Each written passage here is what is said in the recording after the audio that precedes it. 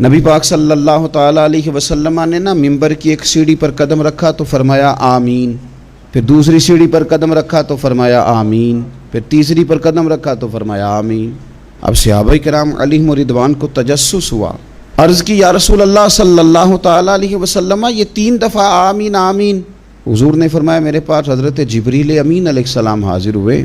اور انہوں نے کہا ہے کہ یا رسول اللہ صلی اللہ علیہ وسلم اللہ اس بندے کی ناک خاک آلود کرے، یعنی وہ رسوا ہو جائے جو اپنے ماں باپ یا دونوں میں سے کسی ایک کو بڑھاپے میں پائے اور پھر ان کی خدمت کر کے جنت حاصل نہ کرے۔ حضور فرماتے میں نے کہا آمین۔ گویا حضور رحمت للعالمین ہیں، لیکن یہ بات اتنی ناپسندیدہ ہے ماں باپ کی نافرمانی کرنا کہ یہاں حضور نے بھی اظہار ناراضگی فرمایا آمین۔ پھر فرمایا دوسری سیڑھی پر جب میں نے قدم رکھا تو حضرت جبریل امین علیہ السلام اس وقت فرما رہے تھے کہ یا رسول اللہ صلی اللہ علیہ وسلم اس شخص کی ناک بھی خاک آلود ہو جائے جو اپنی زندگی میں رمضان کو پائے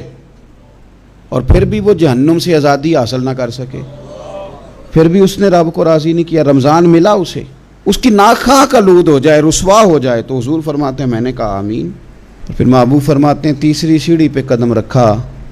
تو حضرت جبریل امین علیہ السلام عرض کرنے لگے یا رسول اللہ صلی اللہ تعالی علیہ وآلہ وصحبہ وبارک وسلم، آقا اس شخص کی ناک بھی خاک آلود ہو جائے جس کے سامنے آپ کا ذکر کیا جائے اور وہ آپ پر درود و سلام نہ پڑے۔ حضور فرماتے ہیں میں نے کہا آمین۔